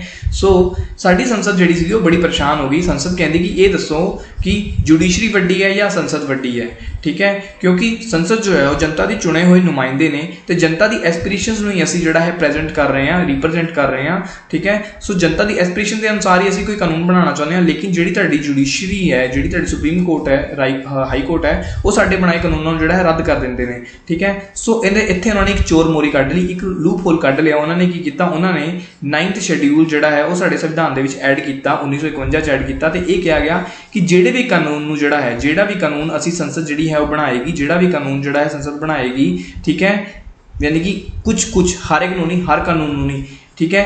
तो संसद चाहती है कि उस कानून के उत्ते जुडिशियल रिव्यू जोड़ा है वो लागू ना हो, मतलब सुप्रीम कोर्ट ते हाई कोर्ट वालों रद्द ना किया जा सके, ठीक है। तो ਇਹੋ ਜਿਹੇ एक्ट्स ਨੂੰ, ਇਹੋ ਜਿਹੇ ਕਾਨੂੰਨਾਂ ਨੂੰ 9ਵੀਂ ਅਨੁਸੂਚੀ ਦੇ ਵਿੱਚ ਸ਼ਾਮਿਲ ਕਰ ਦਿੱਤਾ ਜਾਏਗਾ। 9ਵੀਂ ਅਨੁਸੂਚੀ ਇੱਕ ਡੱਬਾ ਮੰਨ ਲਓ, ਉਸ ਡੱਬੇ ਦੇ ਵਿੱਚ ਉਸ ਕਾਗਜ਼ ਨੂੰ ਪਾ ਦਿੱਤਾ ਜਾਏਗਾ ਜਿਹਨੂੰ ਜੁਡੀਸ਼ੀਅਲ ਰਿਵਿਊ ਦੇ ਅਧੀਨ ਜਿਹੜਾ ਹੈ ਉਹ ਸੁਪਰੀਮ ਕੋਰਟ ਤੇ ਹਾਈ ਕੋਰਟ ਨੂੰ ਹੱਥ ਲਾਉਣ ਦੀ ਇਜਾਜ਼ਤ नहीं दी जा रही है, ठीक है। तो मैं 9वीं अनुसूची बारे दसिया। 10वीं अनुसूची की है, दल बदली जोड़ा है रोकू कानून है। 52nd कॉन्स्टिट्यूशनल अमेंडमेंट हुई सी 1985 के 52nd कॉन्स्टिट्यूशनल अमेंडमेंट 1985 के। मैं थोड़ा साफ कर लेना, मेरे लिए ईजी हो जाएगा, ठीक है। तो 52nd कॉन्स्टिट्यूशनल अमेंडमेंट हुई जी, कॉन्स्टिट्यूशनल अमेंडमेंट हुई 1985 के। राजीव गांधी की गवर्नमेंट सी, की हुंदा सीगा कि कुछ बंदियां वालों, सपोज कर लो कि कांग्रेस की टिकट के उत्ते तुसीं चुनाव लड़े तो जित गए, ठीक है, और थोड़े दिनों बाद तुहानूं बीजेपी वालों कोई लालच दिता गया, या तो मंत्री पद का लालच दिता गया या फिर पैसे दिते जा रहे हैं, तुसीं जंप मार के जिहड़ा है वो चले जाने हो बीजेपी वाल और कांग्रेस की सरकार नूं गिरा देने हो। कहण दा भाव है कि कांग्रेस के कोल तुसीं अपने नाल 10 या 12 या 15 बंदे लैके चले गए जो बीजेपी नूं जिहदी लोड़ सीगी अपनी जिहड़ी है वो सरकार बनाउण दे लई, ते कांग्रेस की सरकार जिहड़ी है उन्हां दे कोल हुण मैंडेट नहीं रहेगा, मतलब उन्हां कोल MLAs या MP जिहड़े वो घट जाणगे तो वो सरकार बरकरार नहीं रह पाएगी, जिहदे करके जिहड़ा है वो पोलीटिकल राजनीतिक जिहड़ा है वैक्यूम क्रिएट हो जाता सीगा। राजनीतिक अस्थिरता बहुत देश दे विच पाई जांदी सी, क्योंकि सवेरे सरकार किसी होर दी हुंदी सी, शामी किसी होर दी हो जाती सी, क्योंकि एक MP या एक MLA जो है अपने नाल होर बहुत सारे MPs या MLA नूं लैके एक पार्टी तो दूसरी पार्टी दे विच दल बदल करदा रहिंदा सीगा, छाल इधर तो उधर मारते रहंदे सीगे। सो इहो जी गतिविधियां नूं रोकण दे लई जो है राजनीतिक स्थिरता लिआउण लई जो है 10वीं अनुसूची जो है 1985 ਦੇ ਵਿੱਚ ਸਾਡੇ ਸੰਵਿਧਾਨ ਦੇ ਵਿੱਚ ਜੋੜੀ ਗਈ। ਸੰਵਿਧਾਨ ਦੇ ਵਿੱਚ ਇਸ ਕਰਕੇ ਵੀ ਜੋੜ ਰਹੇ ਕਿਉਂਕਿ ਜਦੋਂ ਸੰਵਿਧਾਨ ਦੇ ਵਿੱਚ ਕੋਈ ਚੀਜ਼ ਲਿਖੀ ਜਾਂਦੀ ਹੈ ਨਾ ਤਾਂ ਉਹਨੂੰ ਸੰਵਿਧਾਨ ਨੂੰ ਸਾਡੇ ਦੇਸ਼ 'ਚ ਸਰਵੋੱਚ ਮੰਨਿਆ ਜਾਂਦਾ ਹੈ। ਕਿਸੇ ਵੀ ਸਰਕਾਰ ਦੇ ਉੱਤੋਂ, ਕਿਸੇ ਵੀ ਜੁਡੀਸ਼ਰੀ ਦੇ ਸਾਰਿਆਂ ਤੋਂ ਉੱਪਰ ਕਿਹਨੂੰ ਮੰਨ ਰਹੇ ਹੋ? ਸੰਵਿਧਾਨ ਨੂੰ ਮੰਨ ਰਹੇ ਹੋ, ਠੀਕ ਹੈ। ਸੰਵਿਧਾਨਵਾਦ ਮੈਂ ਆਲਰੇਡੀ ਤੁਹਾਨੂੰ ਪੜ੍ਹਾਇਆ ਹੋਇਆ, ਜੇ ਤੁਸੀਂ ਮੈਨੂੰ ਪਿਛਲੀ ਵੀਡੀਓ ਦੇ ਨਾਲ ਰਿਲੇਟ ਕਰ ਪਾ ਰਹੇ ਹੋ, ਠੀਕ ਹੈ। ਤਾਂ 52nd अच्छा नहीं भी लिखता 52nd कॉन्स्टिट्यूशन अमेंडमेंट 1985 ਦੇ ਵਿੱਚ 10ਵੀਂ ਅਨੁਸੂਚੀ ਜਿਹੜੀ ਆ ਜੋੜੀ ਗਈ। 11ਵੀਂ ਤੇ 12ਵੀਂ ਬਾਰੇ ਗੱਲ ਕਰ ਲੈਂਦੇ ਆ। 11ਵੀਂ ਤੇ 12ਵੀਂ ਜਿਹੜੀ ਆ ਉਹ 73rd ਤੇ 74th ਕੌਂਸਟੀਟਿਊਸ਼ਨਲ ਅਮੈਂਡਮੈਂਟ ਹੋਈ ਸਾਡੇ ਸੰਵਿਧਾਨ ਦੇ ਵਿੱਚ। ਇਹਨਾਂ ਰਾਹੀਂ ਕੀ ਕੀਤਾ ਗਿਆ, ਇਹ ਕਹਿੰਦੇ ਕਿ ਜੀ ਸੈਂਟਰ ਤੇ ਤਾਂ ਜੀ ਸੈਂਟਰ ਗਵਰਨਮੈਂਟ ਇੱਕ ਬੈਠੀ ਹੈ, ਉਸ ਤੋਂ ਬਾਅਦ ਯਾਨੀ ਕਿ ਇੱਥੇ MPs ਹੁੰਦੇ ਨੇ, ਬਿਲਕੁਲ ਠੀਕ ਹੈ। ਉਸ ਤੋਂ ਬਾਅਦ ਸਟੇਟ ਦੇ ਲੈਵਲ ਤੇ ਕੀ ਹੁੰਦੀ ਹੈ? ਵਿਧਾਨ ਸਭਾ ਹੁੰਦੀ ਹੈ, ਠੀਕ ਹੈ ਜੀ। ਵਿਧਾਨ ਸਭਾ ਯਾਨੀ ਕਿ ਇੱਥੇ ਮੈਂ ਲੋਕ ਸਭਾ ਕਰ ਦਿੰਦਾ, ਇੱਥੇ ਮੈਂ ਵਿਧਾਨ ਸਭਾ ਕਰ ਦਿੰਦਾ, ਔਰ ਇੱਥੇ ਕੀ ਹੁੰਦੇ ਆ? ਇੱਥੇ ਹੁੰਦੇ ਆ ਤੁਹਾਡੇ MLAs, ਓਕੇ। ਲੇਕਿਨ ਤੁਸੀਂ ਇਹ ਚੀਜ਼ ਨੂੰ ਜੇ ਇਮੇਜਿਨ ਕਰ ਪਾ ਰਹੇ ਹੋ ਕਿ ਇੱਕ MP ਕਿੰਨੇ ਲੋਕਾਂ ਨੂੰ ਰਿਪਰੈਜ਼ੈਂਟ ਕਰ ਰਿਹਾ, ਉਹ 20 ਲੱਖ ਲੋਕਾਂ ਨੂੰ ਰਿਪਰੈਜ਼ੈਂਟ ਕਰਦਾ, ਔਰ ਇਸੇ ਤਰੀਕੇ ਕੋਈ MLA ਵੀ ਆਲਮੋਸਟ 1 ਲੱਖ ਲੋਕਾਂ ਨੂੰ ਤਾਂ ਰਿਪਰੈਜ਼ੈਂਟ 1 ਤੋਂ 1.5 ਲੱਖ ਲੋਕਾਂ ਨੂੰ ਜੋ ਹੈ ਉਹ ਰਿਪਰੈਜ਼ੈਂਟ ਕਰਦਾ ਹੀ ਕਰਦਾ ਹੈ। ਤਾਂ ਕੀ ਤੁਹਾਨੂੰ ਲੱਗਦਾ ਹੈ ਕਿ ਆਮ ਲੋਕ ਜਿਹੜੇ ਨੇ ਉਹ ਸਰਕਾਰ ਦੇ ਨਾਲ ਕਦੇ ਵੀ ਰਾਬਤਾ ਕਾਇਮ ਕਰ ਸਕਦੇ? ਕੀ ਤੁਸੀਂ ਆਪਣੇ MLA, ਮੈਂ ਤੁਹਾਨੂੰ ਹੀ ਪੁੱਛਦਾ ਕਿ ਤੁਸੀਂ ਆਪਣੇ MP ਜਾਂ MLA ਦਾ ਨਾਮ ਵੀ ਜਾਣਦੇ ਹੋ? ਚਲੋ ਜੇ ਜਾਣਦੇ ਵੀ ਹੋਵੋਗੇ ਤਾਂ ਇਹ ਦੱਸੋ ਕਿ ਤੁਹਾਡੇ ਚੋਂ ਕਦੇ ਉਹਨਾਂ ਨਾਲ ਕੋਈ ਮਿਲਿਆ ਵੀ ਹੈਗਾ? ਮੈਨੂੰ ਨਹੀਂ ਲੱਗਦਾ ਕਿ ਸਾਡੇ ਚੋਂ 90 ਤੋਂ 95% ਲੋਕ ਜਿਹੜੇ ਹੈ ਉਹ ਇਹਨਾਂ MPs ਜਾਂ MLA ਨੂੰ ਕਦੇ ਮਿਲੇ ਹੁੰਦੇ ਨੇ, ਠੀਕ ਹੈ। ਸੋ ਇਹਦੇ ਨਾਲ ਕੀ ਹੁੰਦਾ ਸੀ, ਇੱਕ ਗੈਪ ਕ੍ਰੀਏਟ ਹੋ ਰਿਹਾ ਸੀਗਾ, ਕਿਉਂਕਿ ਇਹਨਾਂ ਨੂੰ ਜ਼ਿੰਮੇਵਾਰੀ ਦਿੱਤੀ ਗਈ ਹੈ ਕਿ ਤੁਸੀਂ ਦੇਸ਼ ਦੀ ਜਨਤਾ ਦੀ ਐਸਪੀਰੇਸ਼ਨ ਦੇ ਆਕਾਂਸ਼ਾਵਾਂ ਦੇ ਅਨੁਸਾਰ ਜਿਹੜਾ ਹੈ ਉਹ ਕਾਨੂੰਨ ਬਣਾਉਣੇ ਨੇ। ਲੇਕਿਨ ਜਦੋਂ ਇਹ ਦੇਸ਼ ਦੇ ਲੋਕਾਂ ਦੇ ਟੱਚ ਵਿੱਚ ਨਹੀਂ ਆ ਰਹੇ, ਜ਼ਮੀਨੀ ਪੱਧਰ 'ਤੇ ਕੰਮ ਹੀ ਨਹੀਂ ਕਰ ਰਹੇ, ਗਰਾਊਂਡ ਦੇ ਉੱਤੇ ਹੀ ਨਹੀਂ ਆ ਰਹੇ, ਤਾਂ ਇਹਨਾਂ ਨੂੰ ਦੇਸ਼ ਦੀ ਜਨਤਾ ਦੀ ਐਸਪੀਰੇਸ਼ਨਸ ਕਿੱਥੋਂ ਪਤਾ ਹੋਣਗੀਆਂ, ਠੀਕ ਹੈ। ਸੋ ਇਸ ਕੇਸ ਦੇ ਵਿੱਚ ਇਹਨਾਂ ਨੇ ਕਿਹਾ ਕਿ ਸ਼ਕਤੀਆਂ ਦਾ ਜੋ ਹੈ ਕੇਂਦਰੀਕਰਨ ਹੈ ਉਹਨੂੰ ਹੋਰ ਜ਼ਿਆਦਾ ਵੀ ਕੇਂਦਰੀਕ੍ਰਿਤ ਕੀਤਾ ਜਾਏਗਾ, ਕਿਉਂਕਿ ਇਹ ਤੁਸੀਂ ਦੇਖਿਆ ਸੀਗਾ ਨਾ, ਮੈਂ ਤੁਹਾਨੂੰ ਪੜ੍ਹਾਇਆ ਸੀ ਸੰਘਵਾਦ ਬਾਰੇ ਹੁਣ ਜਦੋਂ ਮੈਂ ਦੱਸਿਆ ਕਿ ਸ਼ਕਤੀਆਂ ਦਾ ਕੇਂਦਰੀਕਰਨ ਕਰਨ ਲਈ ਜੋ ਹੈ, ਸ਼ਕਤੀਆਂ ਦੇ ਕੇਂਦਰੀਕਰਨ ਨੂੰ ਘੱਟ ਕਰਨ ਲਈ, ਵਿਕੇਂਦਰੀਕਰਨ ਵਧਾਉਣ ਲਈ ਜਿਹੜਾ ਹੈ ਸੈਂਟਰ ਤੇ ਸਟੇਟ ਦੇ ਵਿੱਚ ਜਿਹੜੀਆਂ ਹੈ ਪਾਵਰ ਸ਼ੇਅਰਿੰਗ ਕੀਤੀ ਗਈ, ਠੀਕ ਹੈ। ਹੁਣ ਇਸ ਵਿਕੇਂਦਰੀਕਰਨ ਨੂੰ ਇੱਕ ਹੋਰ ਪੱਧਰ ਤੇ ਵਧਾਇਆ ਗਿਆ ਕਿ ਸੈਂਟਰ ਤੇ ਹੋਏਗੀ ਜਿਹੜੀ ਸੈਂਟਰ ਗਵਰਨਮੈਂਟ ਹੋਗੀ, ਸਟੇਟ ਤੇ ਹੋਏਗੀ ਜਿਹੜੀ स्टेट गवर्नमेंट होगी, लेकिन लोकल पद्धर ते पिंड पद्धर ते जिहड़ा है जो कि गांधी जी का सपना सी पंचायती राज की स्थापना करना, ठीक है, क्योंकि उन्होंने कहा सी देश का शासन जिहड़ा है वो पिंडा तो चलना चाहिए, ना कि दिल्ली तो चलना चाहिए, देश की राजधानी तो ना चल के शहरों तो ना चल के पिंडा तो चलना चाहिए। यानी कि तुसी बॉटम टू टॉप अप्रोच लानी है, टॉप टू बॉटम नहीं आना। टॉप टू बॉटम मतलब ये तो होएगा कि जिहड़ियां पॉलिसी तुसी बनाती हो थोप रहे हो तुसी आम जनता नहीं, तुसी आम जनता का फीडबैक लो, उहदे अनुसार उन्हां दी एस्पिरेशन के अनुसार जिहड़े है तुसी दोनों जिहड़े है वो कानून बनाओगे, ठीक है। तो ये गांधी जी के सपने को पूरा करने साडे देश के संविधान दे विच 73rd ਤੇ 74th ਕਨਸਟੀਟਿਊਸ਼ਨਲ ਅਮੈਂਡਮੈਂਟ जो है 1992 ਦੇ ਵਿੱਚ ਕੀਤੀ ਗਈ ਤੇ ਇਹ ਪ੍ਰੋਵੀਜ਼ਨ ਕੀਤਾ ਗਿਆ ਕਿ ਸ਼ਹਿਰਾਂ ਦੇ ਪੱਧਰ ਤੇ ਜਿਹੜੀਆਂ ਹੈ ਮਿਊਨਿਸਪਲ ਕਾਰਪੋਰੇਸ਼ਨਸ ਬਣਨਗੀਆਂ, ਜਿਨ੍ਹਾਂ ਦੇ ਲਈ ਕੀ ਹੋਏਗਾ ਸ਼ਹਿਰ ਨੂੰ ਇੱਕ ਸ਼ਹਿਰ ਨੂੰ, ਜਿਵੇਂ ਮੈਂ ਲੁਧਿਆਣਾ ਦੀ ਗੱਲ ਕਰਾਂ, ਅੰਮ੍ਰਿਤਸਰ ਦੀ ਗੱਲ ਕਰਾਂ ਜਾਂ ਜਲੰਧਰ ਦੀ ਗੱਲ ਕਰਾਂ, ਉੱਥੇ ਜਿਹੜਾ ਹੈ ਪੂਰੇ ਸ਼ਹਿਰ ਨੂੰ ਵਾਰਡਸ ਦੇ ਵਿੱਚ ਵੰਡ ਲਿਆ ਜਾਏਗਾ। ਹਰ ਵਾਰਡ ਦੇ ਵਿੱਚ ਜੋ ਹੈ ਇੱਕ ਕੀ ਹੋਏਗਾ, ਇੱਕ ਕਾਉਂਸਲਰ ਹੋਏਗਾ। ਹੁਣ ਤੁਸੀਂ ਯਾਦ ਕਰੋ ਤੁਹਾਡੇ ਪਿੰਡ ਦਾ ਕਾਉਂਸਲਰ ਕੌਣ ਹੈ, ਤੁਹਾਡੇ ਇਲਾਕੇ ਦਾ ਕਾਉਂਸਲਰ, ਤੁਹਾਡੇ ਵਾਰਡ ਦਾ ਕਾਉਂਸਲਰ ਕੌਣ ਹੈ ਜੇ ਤੁਸੀਂ ਸ਼ਹਿਰ 'ਚ ਰਹਿ ਰਹੇ ਹੋ। ਲੇਕਿਨ ਜੇ ਤੁਸੀਂ ਪਿੰਡਾਂ ਦੇ ਵਿੱਚ ਰਹਿ ਰਹੇ ਹੋ, ठीक है, तो उत्थे की होएगा, उत्थे ग्राम पंचायत होणगियां, ठीक है, तो तुसी उत्थे 5 पंच चुनन दे नाल जो है एक सरपंच नूं भी जिहड़ा है वो चुनोगे। हुण तुहानूं जो भी समस्यावां आ रही ने अपने इलाके दियां, और यानी कि तुसी अपने इलाके का विकास करना चाहुंदे हो, तो तुसी अपनी समस्यावां नूं किहनां नूं दसना है, इन्हां नूं दसना है या फिर इन्हां नूं दसना है, और ये दोनों जाके जिहड़ा है तुहाडीआं इन्हां समस्यावां नूं कित्थे पहुंचाणगे, वो स्टेट या सेंटर के पद्धर से पहुँचाएंगे, क्योंकि इन्हों का रैगूलर मिलना होएगा MLAs या MPs नूं, ते ये दसणगे कि लोग तुहाडे बारे की सोचते हैं, लोग देश की तरक्की बारे की सोचते हैं, लोग तुहाडी नीतियां बारे की सोचते हैं। ये फीडबैक सिस्टम वजों काम करेंगे, एक कड़ी वजों काम करेंगे, एक पुल वजों काम करेंगे देश की आम जनता ਤੇ ਲੋਕ ਸਭਾ ਤੇ ਵਿਧਾਨ ਸਭਾ ਦੇ ਵਿੱਚ ਬੈਠੇ ਸਾਡੇ ਰਿਪਰੈਜ਼ੈਂਟੇਟਿਵਸ ਲਈ। ਸੋ ਇਹ ਲਿਆਂਦਾ ਗਿਆ ਪੰਚਾਇਤੀ ਰਾਜ ਸੰਸਥਾਵਾਂ ਦੀ ਜਿਹੜੀ ਸਥਾਪਨਾ ਕੀਤੀ ਗਈ। 12ਵੀਂ ਜਿਹੜੀ ਅਨੁਸੂਚੀ ਆ ਉਹਦੇ ਵਿੱਚ ਕੀ ਕੀਤਾ ਗਿਆ, ਸ਼ਹਿਰੀ ਪ੍ਰਬੰਧ, ਜਿਹੜੀ ਮੈਂ ਤੁਹਾਨੂੰ MC ਦੀ ਗੱਲ ਕਰਕੇ ਹਟਿਆ ਵਾਂ, ਠੀਕ ਹੈ। ਸ਼ਹਿਰੀ ਪ੍ਰਬੰਧ ਦੀਆਂ ਸੰਸਥਾਵਾਂ ਜਿਹੜੀਆਂ ਉਹ 12ਵੀਂ ਅਨੁਸੂਚੀ ਦੇ ਵਿੱਚ ਹੈ। 11ਵੀਂ ਅਨੁਸੂਚੀ 'ਚ ਕਿਹਦੇ ਬਾਰੇ ਹੈ, ਪੰਚਾਇਤੀ ਰਾਜ ਸੰਸਥਾਵਾਂ। ਜਿਹੜੇ ਪਿੰਡਾਂ ਦੀ ਗੱਲ ਹੈ ਉਹ ਪਹਿਲਾਂ ਕੀਤੀ ਜਾ ਰਹੀ ਹੈ, ਤਾਂ ਉਹਨੂੰ 1 ਨੰਬਰ ਦਿੱਤਾ ਗਿਆ, ਠੀਕ ਹੈ। ਔਰ ਜਿਹੜੀ ਸ਼ਹਿਰਾਂ ਦੀ ਗੱਲ ਹੈ ਉਹਨੂੰ 2 ਨੰਬਰ ਦਿੱਤੇ ਜਾ, ਕਿਉਂਕਿ ਜ਼ਿਆਦਾ ਆਬਾਦੀ ਜਿਹੜੀ 70% ਆਬਾਦੀ ਜਿਹੜੀ ਉਹ ਕਿਹਦੇ ਵਿੱਚ ਹੈ, ਪਿੰਡਾਂ ਦੇ ਵਿੱਚ ਹੈ। ਇਸ ਕਰਕੇ ਉਹਨਾਂ ਨੂੰ 1 ਨੰਬਰ ਦੇਣ ਦੇ ਲਈ ਜਿਹੜਾ ਹੈ ਉਹ 11ਵੀਂ ਅਨੁਸੂਚੀ ਜਿਹੜੀ ਹੈ ਉਹ ਜੋੜੇਗੀ ਪੰਚਾਇਤੀ ਰਾਜ ਸੰਸਥਾਵਾਂ ਜਿਹਦੇ ਨਾਲ ਜੋੜੀਆਂ ਗਿਆ। 12ਵੀਂ ਅਨੁਸੂਚੀ यानी कि 2 नंबर ਜਿਹਨੂੰ ਦਿੱਤਾ ਗਿਆ ਉਹ ਸ਼ਹਿਰੀ ਪ੍ਰਬੰਧ ਦੀ ਗੱਲ ਕਰ ਰਿਹਾ ਹੈ, ਠੀਕ ਹੈ। ਤੇ ਇਹ ਜੋੜੀਆਂ ਗਿਆ 73ਵੀਂ ਤੇ 74ਵੀਂ ਅਮੈਂਡਮੈਂਟ ਦੇ ਰਾਹੀਂ। ਹੁਣ ਵੀਡੀਓ ਥੋੜੀ ਲੰਬੀ ਹੋ ਰਹੀ ਹੈ, ਮੈਂ 2 ਮਿੰਟ ਦੇ ਵਿੱਚ ਵਰਬਲੀ ਮੈਂ ਲਿਖਾਂਗਾ ਨਹੀਂ, ਕਿਉਂਕਿ ਲਿਖਣ ਦੇ ਵਿੱਚ ਬਹੁਤ ਸਮਾਂ ਖਰਾਬ ਹੁੰਦਾ, ਜਾਇਆ ਜਾਂਦਾ। ਤਾਂ ਤੁਹਾਨੂੰ ਮੈਂ ਆਲਰੇਡੀ ਪੁਆਇੰਟ ਪੜ੍ਹਾਏ ਹੋਏ ਨੇ, ਬਿਲਕੁਲ ਵੀ ਘਬਰਾਉਣਾ ਨਹੀਂ ਹੈਗਾ। ਤਾਂ ਇੰਨਾ ਵੱਡਾ ਲੰਬਾ ਚੌੜਾ ਸੰਵਿਧਾਨ ਬਣਾਉਣ ਦਾ ਕਾਰਨ ਮਤਲਬ ਕੀ ਫੈਕਟਰ ਸੀਗੇ ਜੋ ਇੰਨਾ ਲੰਬਾ ਚੌੜਾ ਸੰਵਿਧਾਨ ਸਾਡਾ ਬਣ ਗਿਆ, ਨਾ ਕਰਦਿਆਂ ਵੀ ਬਣ ਗਿਆ। ਐਕਚੁਅਲੀ ਕੀ ਹੈ ਕਿ ਸਾਡੇ ਜਿਹੜੇ ਸੰਵਿਧਾਨ ਨਿਰਮਾਤਾ ਸੀ ਨਾ ਉਹ ਇੰਨੇ ਸਿਆਣੇ ਸੀਗੇ ਕਿ ਉਹਨਾਂ ਨੇ ਵਿਸ਼ਵ ਦੇ ਜਿੰਨੇ ਵੀ ਹੋਰ ਸੰਵਿਧਾਨ ਲਿਖੇ ਗਏ ਸੀ ਅੱਜ ਤੱਕ, ਉਹਨਾਂ ਸਾਰੇ ਸੰਵਿਧਾਨਾਂ ਨੂੰ ਪੜ੍ਹਿਆ, ਠੀਕ ਹੈ। ਤੇ ਉਹਨਾਂ 'ਚ ਜਿਹੜੀਆਂ ਵੀ ਚੰਗੀ ਗੱਲਾਂ ਸੀਗੀਆਂ, ਜਿਹੜੀਆਂ ਉਹਨਾਂ ਨੂੰ ਲੱਗਦੀਆਂ ਸੀ ਕਿ ਸਾਡੇ ਦੇਸ਼ ਦੀ ਐਸਪੀਰੇਸ਼ਨ, ਸਾਡੇ ਦੇਸ਼ ਦੀ ਜਨਤਾ ਦੀ ਐਸਪੀਰੇਸ਼ਨ ਜਿਹੜਾ ਹੈ ਸ਼ਾਂਤ ਕਰ ਸਕਦੀਆਂ, ਉਹਨਾਂ ਸਾਰੇ ਸੋਰਸਿਸ ਤੋਂ ਜਿਹੜਾ ਹੈ ਉਹਨਾਂ ਸਾਰੇ ਸੰਵਿਧਾਨਾਂ ਤੋਂ ਜਿਹੜਾ ਹੈ ਜਿਹੜੀਆਂ ਚੰਗੀਆਂ ਗੱਲਾਂ ਉਹਨਾਂ ਨੇ ਅਡੋਪਟ ਕਰਕੇ ਸਾਡੇ ਸੰਵਿਧਾਨ ਦੇ ਵਿੱਚ ਐਡ ਅਪ ਕਰਨ ਦੀ ਕੋਸ਼ਿਸ਼ ਕੀਤੀ, ਠੀਕ ਹੈ। ਦੂਜਾ ਪੁਆਇੰਟ ਜਿਹੜਾ ਯਾਨੀ ਕਿ ਇਹਦਾ ਇੰਨਾ ਲੰਬਾ ਜ਼ਿਆਦਾ ਲਿਖਤੀ ਸੰਵਿਧਾਨ, ਕਿਉਂਕਿ ਆਲਰੇਡੀ ਮੈਂ ਸਮਝਾ ਚੁੱਕਿਆ, ਕਿਉਂਕਿ ਮੈਂ ਤੁਹਾਨੂੰ ਦੱਸਿਆ ਲਿਖਿਤ ਸੰਵਿਧਾਨ ਦਾ ਜਿਹੜਾ ਕਾਰਨ ਦੱਸਿਆ ਸੀਗਾ ਸੰਘਵਾਦ, ਠੀਕ ਹੈ। ਕਿਉਂਕਿ ਇਹ ਆਪਸ ਦੇ ਵਿੱਚ ਰਾਜ ਤੇ ਜਿਹੜੇ ਸੰਘ ਹੈਗੇ ਆ ਉਹ ਆਪਸ ਦੇ ਵਿੱਚ ਲੜਦੇ ਨਾ ਰਹਿਣ, ਇਸ ਕਰਕੇ ਉਹਨਾਂ 'ਚ ਜਿਹੜੀ ਐਡਮਿਨਿਸਟ੍ਰੇਸ਼ਨ ਦਾ ਕੰਮ ਹੈ ਜਾਂ ਲੈਜਿਸਲੇਸ਼ਨ ਦਾ ਕੰਮ ਹੈ, ਜਿਵੇਂ ਕਿ ਮੈਂ ਸੈਕੰਡ ਸ਼ੈਡਿਊਲ ਦੀ ਗੱਲ ਕੀਤੀ, ਜਾਂ ਜਿਹੜੇ ਉਹਨਾਂ ਦੇ ਫਾਈਨੈਂਸ਼ੀਅਲ ਰਿਲੇਸ਼ਨਸ ਹੈ ਉਹ ਕਿੱਦਾਂ ਦੇ ਹੋਣਗੇ, ਇਹਦੇ ਬਾਰੇ हर प्रोविजन जो है साडे संविधान च किया गया कि आने वाले समय के यानी कि संविधान निर्माता कितने सियाने से तुसीं समझ सकते हो, कितने सोच सकते हो, ठीक है, कि उन्होंने फ्यूचर में प्रेडिक्ट कर लिया कि साडा जिहड़ा देश है यूनिट्स नाल जुड़ के बन रहा है। ये यूनिट्स ने जिहड़े स्टेट ने, ठीक है, इन्हां यूनिटां नाल जुड़ के जिहड़ा साडा स्टेट जिहड़ा देश है बन रहा है, ठीक है। सो आने वाले समय के इन्होंने स्टेटा के भी आपस लड़ाई हो सकती है या फिर केंद्र के राज्य के भी आपस लड़ाई हो सकती है, ठीक है। इदा का कोई भी झगड़ा ना हो, इस करके ये सारे प्रोविजन कितने लिख दो, ये सारे प्रोविजन संविधान के लिख दो। उस तो बाद जिमें कि तुहाडा USA है, वो जिन्ने भी सूबे ने 50 सूबे ने, 50 प्रोविंसिस ने साडे संविधान, साडे देश में 28 ने, ठीक है। तो उत्थे जिहड़े 50 सूबे ने, ठीक है, हर सूबे नूं अधिकार दिता गया है। नैशनल लैवल ते तां एक संविधान बनाया गया सी, हर सूबे नूं अधिकार दिता कि तुसीं अपना वखरा संविधान भी बना सकते हो, लेकिन भारत दे विच इहो जिहा कोई प्रोविजन नहीं है। भारत दे विच इक्को ही नागरिक है, इक्को ही नागरिकता दित्ती जाती है, मतलब असीं सब तो पहला इंडियन सिटीजन हुंदे आ।